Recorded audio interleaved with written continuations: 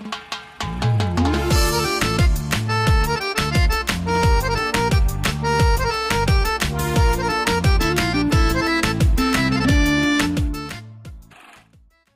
watching Bread and Roses, a weekly political social magazine that's broadcast in English and Persian via New Channel TV. Hello everyone, I'm Mariam Namazi.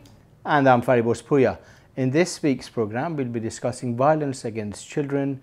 We'll interview Farida Arman, a children's rights activist. Shocking news of the week will be from Afghanistan and the acquittal of the man who incited Farkhunde's murder.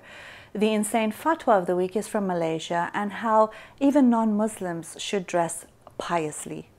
And urgent action of the week is regarding Atena Daemi. And good news for this week is Sohail Arabi's execution has been cancelled. We'll be responding to a viewer question again, which is on why we've called our program Bread and Roses. We've got a new segment too called A Slice of Life, and because it is Ramadan, we'll tell you some Ramadan jokes too. Stay with us. According to UNICEF, of every 10 children in the world, one lives in a war zone.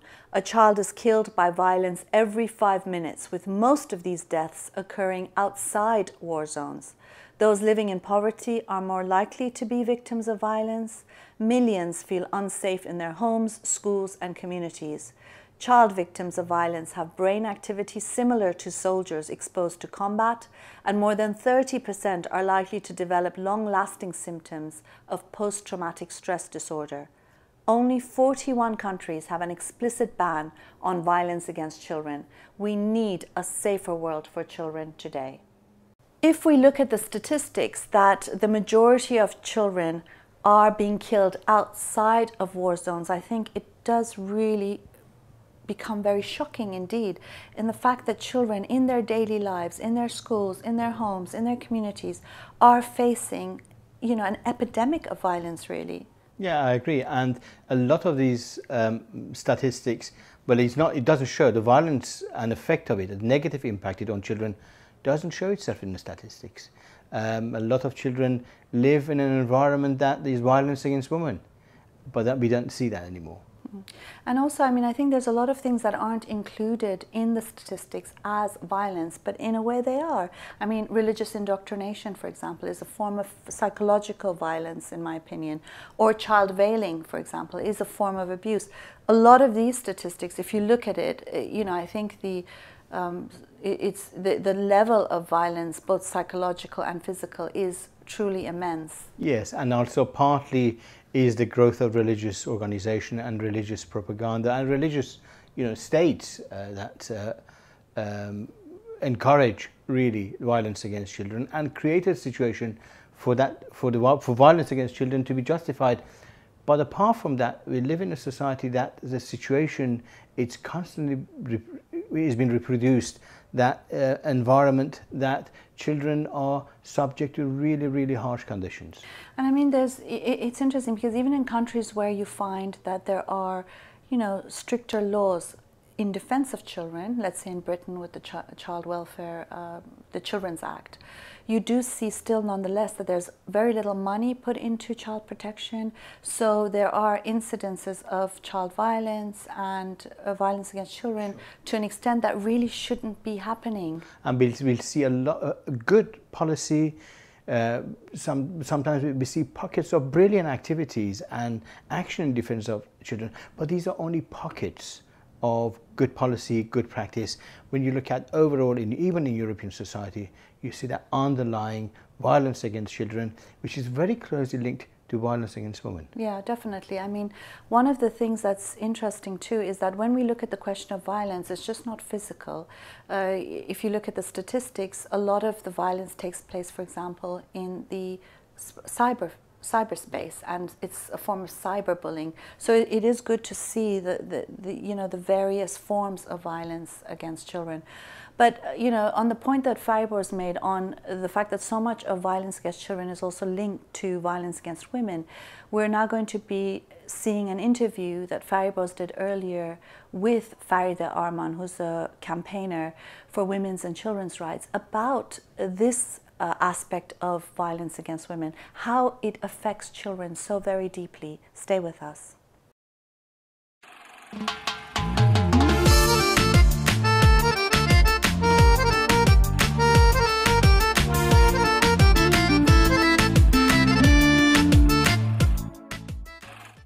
فریده آرمان به برنامه نان گل سرخ خوش آمدید. مرسی، متشکرم از اینکه منو دعوت کردین. میخواستم در رابطه با کتابی رو که اخیراً منتشر کردین در رابطه با خشونت به اهل زنان در سوئد با ما صحبت کنیم. انجمن ما که اسمش هستش انجمن حقوق زن در کشور سوئد، یه انجمن سراسری، کتابی رو منتشر کرد که این مصاحبه‌ای هست با 11 تا زن که مورد خشونت واقع شدن و در مورد خشونت پنهانی که وجود داره نسبت به زنان و بچه‌ها در این کتاب این مصاحبه صورت گرفته و خیلی این کتاب مورد توجه قرار گرفت، برای اینکه اون حرف‌های ناگفته این زنا از طریق این کتاب بیرون اومد و به گوش جامعه رسیدش. یک جنبه که کار شما توجه کرده بهش مسئله وضعیت کودکان در این قضیه است و اینکه شما تو این مسئله چه کاره کردید؟ یه چیزی که به نظرم خیلی شاید بهش بی‌توجهی میشه یا کم توجهی میشه، مسئله کودکانیه که شاهد خشونت هستن، به ویژه خشونت تو رابطه نزدیک، یعنی پدر مادر رو میزنه و این بچه شاهد این هستش و تو اکثر خانواده هایی که خشونت نسبت به زن وجود داره، خشونت نسبت به بچه هم وجود داره و آسیبی که ولی یه آدم بزرگ میدونین خیلی میتونه راحت‌تر از پس یه ماجرایی بر بیاد، از یه مشکلی که وجود داره. بالاخره یه آدمی که شکل گرفته، فکرش، جسمش، همه چیز شکل گرفته، ولی یه بچه هنوز داره شکل میگیره و این قضیه یه همچین خشونتی و یه همچین وضعیت ناامنی میتونه تو تمام زندگی آینده این بچه تاثیر بذاره و این بچه‌ها خیلی به شکل عجیبی، یعنی خیلی از اینا میبینین خودشون تو بزرگی خودشون خشونت به خرج میدن نسبت به رابطه‌ای که دارن، یا دست به خودکشی میزنن، دچار بیماری‌های روحی میشن و کابوس میبینن و یه مجموعه مشکلاتی هستش که این بچه‌ها دارن و جامعه خیلی، حداقل تو جامعه سوئد وقتی من دارم میگم که من خودم توش زندگی میکنم، امکانات زیادی برای دادن به کمک به زنایی که مورد خشونت واقع میشن وجود داره و این زنا دست بچه‌شون رو میگیرن و میان تو این خونه‌های امن بدون اینکه خیلی توجه بشه به وضعیت این بچه‌ها، چه بلایی داره سر این بچه‌ها میادش. این موضوع که سعی کردیم ما بهش توجه کنیم و توجه جامعه رو هم بهش جلب کنیم. جامعه سوئد نسبت به این وضعیت کودکانی که در محیط خشونت دار در واقع بزرگ میشن برخورد میکنن چه سیستم و عکس العمل نشون داده یا اینکه امکاناتی دارن؟ این ظاهرا خیلی توجه میشه ظاهرش، ولی بیشتر وقتی نگاه میکنی تو عمل، چون من خودم توی ارتباط نزدیکی هستم با خونه های امن، سازمان ما خونه امن نداره ولی بیشتر سعی میکنه به زنانی که تو خونه های امن هستن بعد از اینکه اون قدم رو بر میدارن که همسرشون رو به پلیس رجوع کنن یا به مراجع دولتی رجوع کنن و بگن شوهرم منو میزنه. بعد از این مرحله کمکایی که صورت میگیره اینطوریه که اول زن رو سعی میکنن ببینن اگه بدنش آسیبی دیده، زخمی شده یا بالاخره دست پاش شکسته چیزی، اول بهش کمک درمانی بدن و بعد از اون خونه درش بیارن ببرنش به یه جای امنی که مخفیه و مرده نتونه بهش دسترسی پیدا بکنه. اگه زن شکایت بکنه که خب شاید مردرم ببرن دادگاه و پلیس و بالاخره زندان و این چیزا. ولی این وسط میبینیم مادر دست بچه رو میگیره و از اینجا به از این خونه به اون خونه، از این وضعیت مادر حالش خودش خوب نیست، به خاطر اینکه بالاخره یه آدم تو ترس زندگی کردن آسون نیست، خیلی فشار روحی زیادی میذاره، آدم همه زندگیش به هم خورده، خونه از زندگی همه چی. بعضی اوقات اونایی که مورد خشونت ناموسی قرار میگیرن حتی اینطوریه که از خانواده خودش، از فک و فامیلش، تمام روابطش حتی کنده میشه. یعنی یه زن میمونه ایزوله با بچهش و یه جامعه‌ای که نمیشناسه و غریبه است توش و این خیلی سخته. این فشار مستقیما به بچه و به رویه بچه منتقل میشه. تازه خیلی از این بچه‌ها نه تنها شاهد خشونت بودن بلکه خودشون هم مورد خشونت واقع شدن از طرف پدرشون اینا. و اینجاست که جامعه سوئد توجه خیلی زیادی نمیکنه به این بچه‌ها و سازمان ما سعی کرده این خلا رو یه جورایی پر بکنه و ما خونه امن گفتم نداریم، ولی سعی میکنیم این بچه‌ها این دوره سخت رو با یه اکتیویته و با یه فعالیت‌هایی به راحت‌تر از سر بگذرونن، رابطه‌شون با مادرشون خوب بشه، مادر یه استراحت و یه فعالیت‌هایی بکنه که یه ذره وضعیت روحی خودش خوب بشه که بتونه مستقیم تاثیر بذاره روی بچه.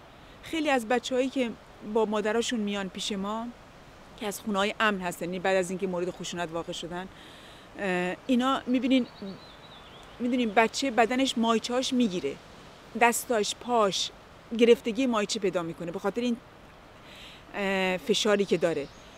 دل درد و سردرد یکی از معمول ترین سیمپتومای عوارض این ناآرامی بچه هستش و خوابای ترسناک دیدن، تو شب داد زدن، فریاد زدن.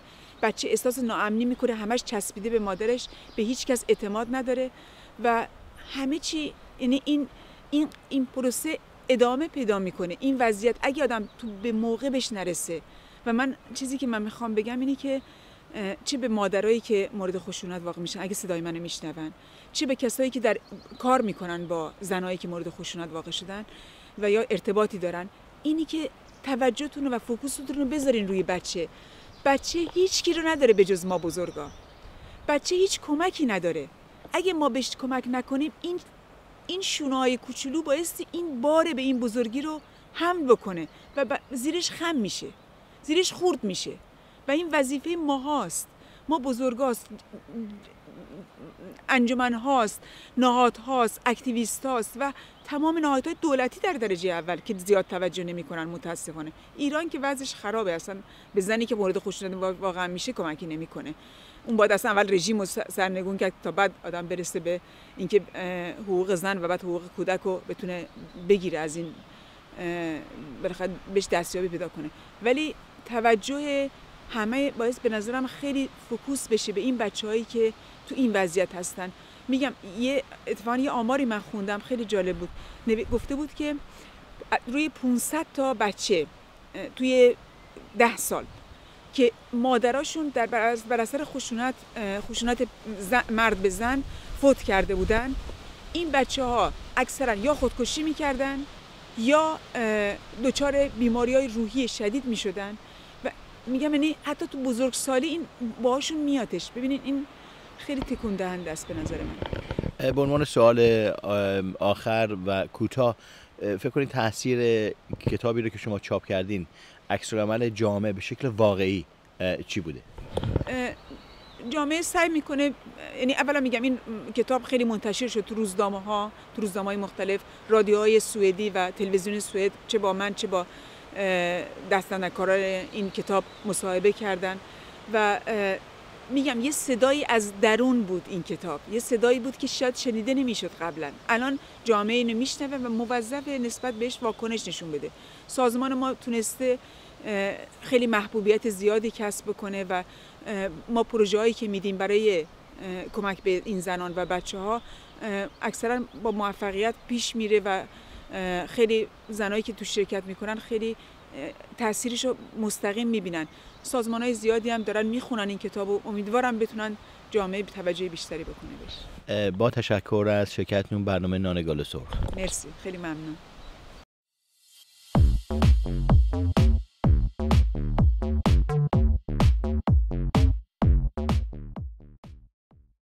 An Afghan appeal court has quashed an earlier decision of death penalty for 4 men who have been punished for their role in the mob murder of Farkhonde. It's been reduced to 20 years. I personally am happy that the death penalty isn't taking place.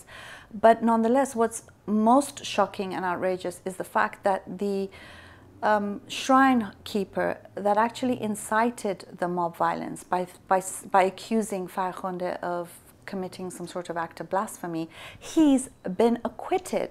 And the interesting thing is, he's been acquitted behind closed doors. Nobody knew this. So even the lawyers, the family, they were not informed, they were not present when the decision was made. Behind closed doors, they suddenly decided this guy needs to be released, and that's the shocking part of it. Interestingly, when there was a lot of international attention to the case of Farkhonda, there was public hearing, and you could see the pressure, and they had to act. Now the cameras moved away, they are doing what they normally do. They actually, there's no justice. Well, what's of course great about this case, as well as it being, you know, a huge tragedy, is the sort of resistance that we saw in Afghan society, and also the resistance of the family. Her brother, for example, has come out and said that they just will not accept this judgment. It's not justice, and that they want to see justice, you know, in her case. And what I think is, he's also added that this is a show. This is a theatre. They're just acting. They were acting for everybody, and behind closed doors now. But the reality is that what's happened behind closed doors is a normal practice in Afghanistan, in Iran, in Saudi Arabia. Behind closed doors, there's no justice in the Islamic sort of judiciary system. If you actually have public, open public, even in Sharia courts in Britain, if you have public hearing, that the cases are discussed, everybody would be outraged, and this decision would not go down. Nobody would accept these things. The only reason they can do it is behind closed doors, where the eyes of public is not on it. Yeah, I mean, I think the reality is that these sort of religious courts are so fundamentally unfair and so unjust, and it's usually, you know, there are so many cases where, you know, a woman who's been raped has had to marry her rapist, you know, a woman who's been assaulted is, you know, is pregnant from rape, she has to be stoned because it's an act of adultery, and so on and so forth. There's so many instances of injustice, and it's clear why so many people in countries under Sharia law are contesting it, are challenging it, and opposing it. And I think this case is one that we need to continue to highlight. Don't forget that immense resistance in defense of Farkhonda that exists there today, and we've got to side with those dissenters and campaigners against the Afghan Sharia system, and demand justice for Farkhonda and for women in Afghanistan.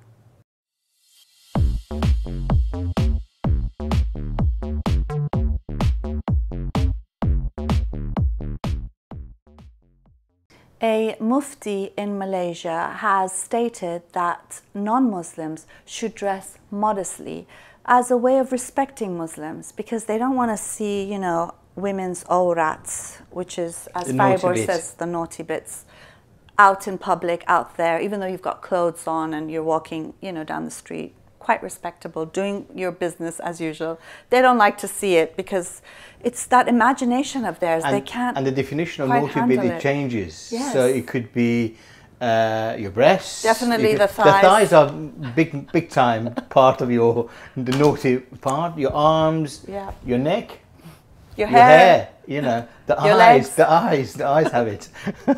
I think that's what it is. I think they're scared of this. I mean, but the other sort of the dark aspect of this fatwa, a part of the funny part of it, is that they are imposing it on supposedly non-Muslims. So this is the next step. It's always like this, isn't it? Yeah, it's always, as long as they've got slight power, they extend it, and when they come to power, it's compulsory for everybody. For everybody, yes. Right.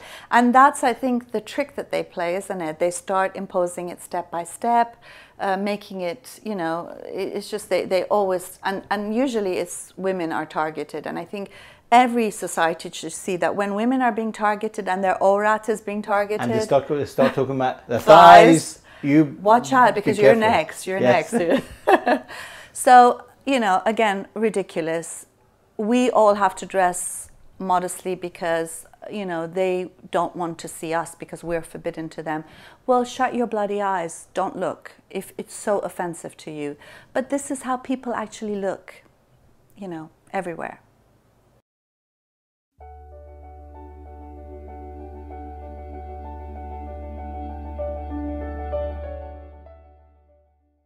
Now, this week's urgent action, it's from Iran. We want to bring to your attention the case of Atena Daemi, a children's rights activist who was arrested in October 2014 last year and recently been sentenced to 14 years imprisonment. And 14 years in prison because she attended a protest for the children of Kobani. She's a children's rights activist.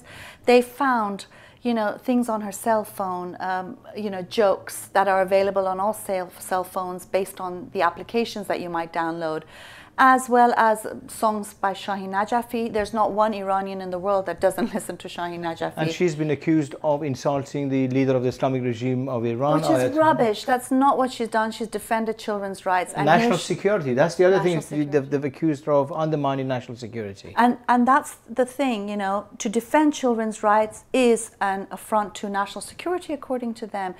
You know, these are heroes in Iranian society, people who are defending the rights of people. They are in prison whilst, you know, officials of the regime are given red carpet treatment in other countries. Absolutely. And so we urge you to support the campaign for Atana Daemi's freedom.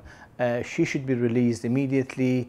And she hasn't done anything wrong. She hasn't done this anything is a plight wrong. of a lot of activists and rights activists in Iran, and she needs to be freed immediately. There's no reason why she should be in jail.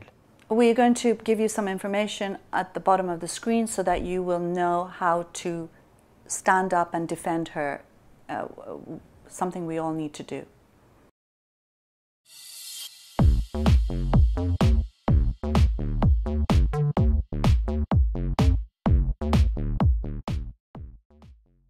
We've got a new segment for you, and it's called The Slice of Life. And in it, we're going to bring you photos, books, clips of anything that we think really represents the week that passed.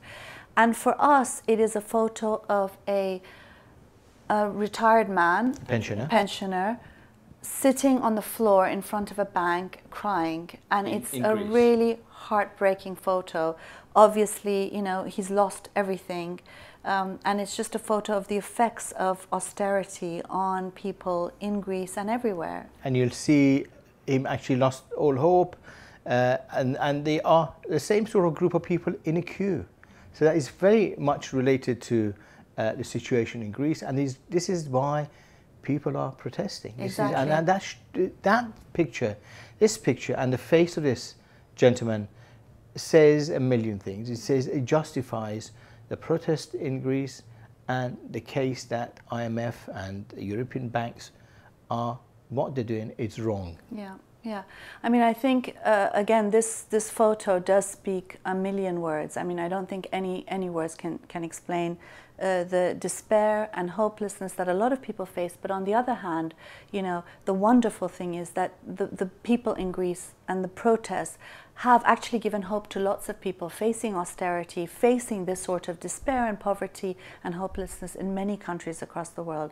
So, you know, solidarity with the people of Greece, and hoping that, you know, we will see some real change as a result of these protests.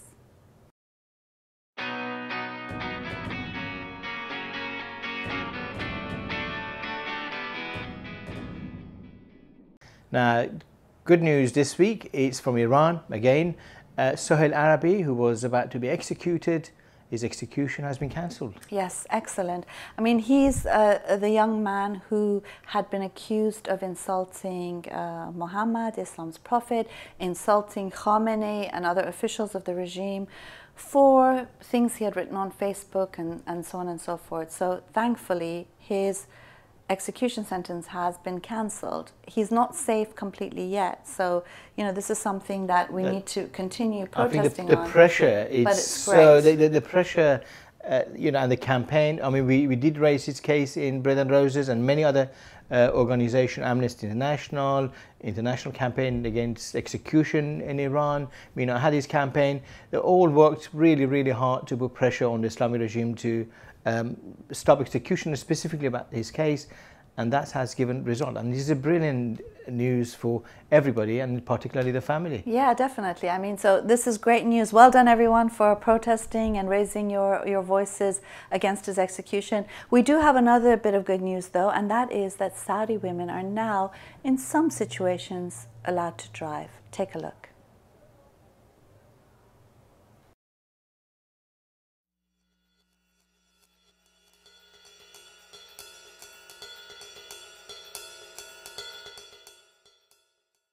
Now, of course, it's the holy month of Ramadan. Not very holy, is it? Yeah, so we're basically doing a couple of specials on it, including drinking wine, as we did last week. And now we're going to tell you some of the really funny Ramadan jokes that are coming out of Iran. So one of them says, in the past, whenever someone wasn't fasting, they had to go into the corner and eat something so that no one else sees them. Today, whoever is fasting has to go in the corner so that they don't bother everybody else. Who's eating? Ha ha. Yeah, absolutely. Yeah, that's they get good, it. You don't need to yeah, explain okay, it. you don't It's need a to do joke. this. Yeah. The other one is that the month, they say the month of Ramadan is 30 days of acting on the stage of God, just acting and pretending. That's a good one. And there's another one which talks about Ghazanfar, who's like a doofus, Iranian doofus character. And he says, God, can't you make Ramadan like the Olympics, where it happens only every 4 years, and that too in different countries? Yeah, and he again, it said that he's actually, he fasts, but he doesn't, half an hour before the official time, he starts eating. And people come to him and say, look, this is null and void, so this doesn't work. He said, look, I want to prove to God that I can actually fast, but I'm not doing it. That's a good one. And those are the Ramadan jokes coming from Bread and Roses to you.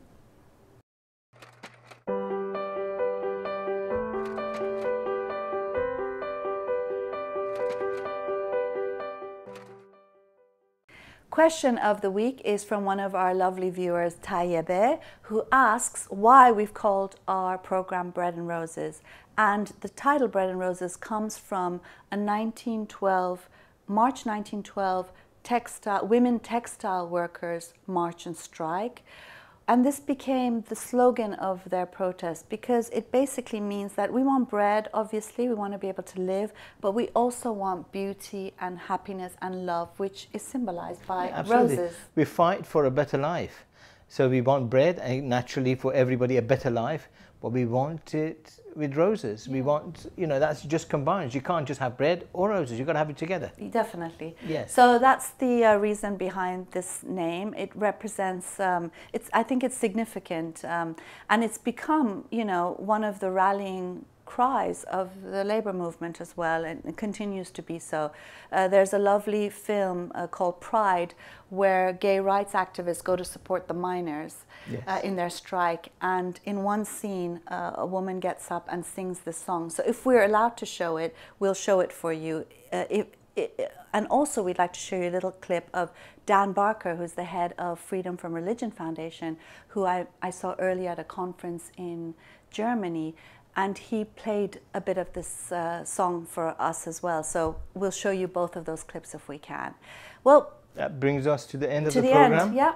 Are you going to mention a fundraising campaign? Yeah. As you know, we've got a Patreon fundraising campaign. We have 18 beautiful funders. We love you. Keep funding us. Keep telling people about us. Distribute our programs. This is one of the things Reza Moradi, our director, is asking, is that we need help in distribution. One level, it's being shown via satellite, new channel TV in Iran. On the other level, we want to have much more widespread reach via YouTube. The good news is that on YouTube, actually in the top 5 countries, it includes Saudi Arabia, Egypt, and Indonesia. So that's great, And the other wonderful thing is that the program we did on the Turkish atheists has now been translated into Turkish, and that's being spread in Turkey as well. So carry on doing that sort of thing, helping us get our word out. This brings us to the end of the program. Yeah. We'll leave you with a piece of music from Dan Barker. And also hopefully the song itself, which is beautiful. Bye.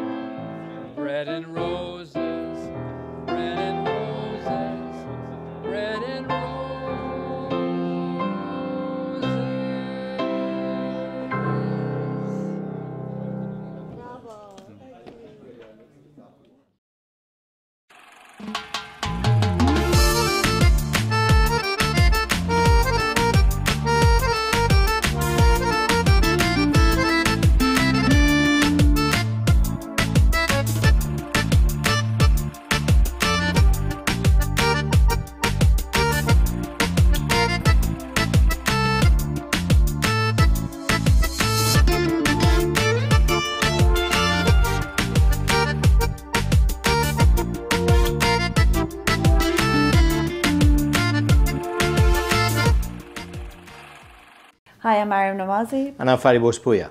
We're hosting a program called Bread and Roses. It's a weekly program that's broadcast in Persian and English in the Middle East and North Africa, primarily Iran as well. And it's also shown on YouTube internationally. And we've been doing this since last May. We're coming up to our year's anniversary, and we've had quite a lot of fun making these videos. We discuss taboo-breaking, free-thinking ideas. The Islamic regime of Iran has called us immoral and corrupt. And that's why you need to support us. We are the alternative voice in Middle East and North Africa. Of corruption and immorality. So do support us. Here's a short video from Patreon that explains how you can help us with even just $1 a week. That's nothing. Support us. Patreon lets fans become patrons of their favorite artists and content creators. It's different than Kickstarter because it's not about one big project that requires lots of funding.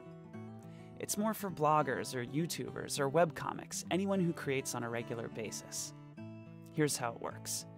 When you become a patron, you're agreeing to give an artist a tip of an amount you set every time they release a piece of content, whether it's a new song, a video, or a recipe. You can set a monthly maximum to make sure that you're always within your budget.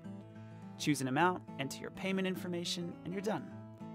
Becoming a patron allows you to view and post in the artist's stream, and in exchange for your support, artists offer additional patron packages, which might include monthly Google Hangouts, music production tutorials, pre-sale concert tickets, or anything they can offer as a way to say thanks. Patreon, empowering a new generation of content creators.